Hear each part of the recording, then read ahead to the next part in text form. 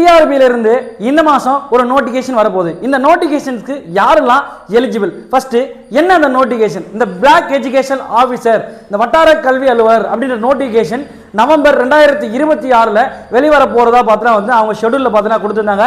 அதன் அடிப்படையில் நவம்பர் மாசம் அல்லது டிசம்பர் முதல் வாரத்தில் இதுக்கான நோட்டிஃபிகேஷன் வெளிவர மாதிரி இருக்கு. அப்ப இந்த நோட்டிஃபிகேஷன் வெளிவருதுன்னா இந்த நோட்டிஃபிகேஷனுக்கு யார் எலிஜிபிள் அப்படின்னு பார்க்கும்போது ஒரு டிகிரி முடிச்சு பிஎட் முடிச்ச அனைவரும் பார்த்தா வந்து இந்த நோட்டிஃபிகேஷனுக்கு எலிஜிபிளா இருப்பீங்க. அது மட்டும் இல்லாம இந்த எக்ஸாம் எப்படி அப்படின்னும் போது இது ஒரு டிகிரி ஸ்டாண்டர்ட் லெவல் எக்ஸாம் தான் இருக்க போது.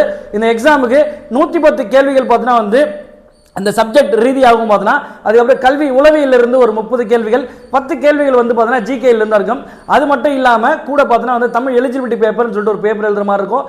அந்த பேப்பரில் 30 கேள்விகள் கேட்பாங்க. அந்த 30 கேள்விகளுக்கு 50 மதிப்பெண் வழங்கப்படும். அந்த 50 மதிப்பெண்ணுக்கு 20 மதிப்பெண் நீங்கள் பெற்றீங்கன்னா அந்த பேப்பர் எலிஜிபிலிட்டி பேப்பரை எடுத்துப்பாங்க. இந்த எக்ஸாம் இந்த நோட்டிஃபிகேஷன் வரப்போகுது. இந்த நோட்டிஃபிகேஷன் வந்தால் இது ஒரு பெரிய அளவிலான ஒரு ஆசிரியர் அப்படின்றத விட நீங்கள் அந்த ஒரு பிளாக் வட்டாரத்துக்கே பார்த்தீங்கன்னா ஒரு கல்வி அதிகாரியாக ஆகிறதுக்கு ஒரு நல்ல வாய்ப்பாக இருக்கும். இந்த வாய்ப்பை மிஸ் பண்ணிடாதீங்க.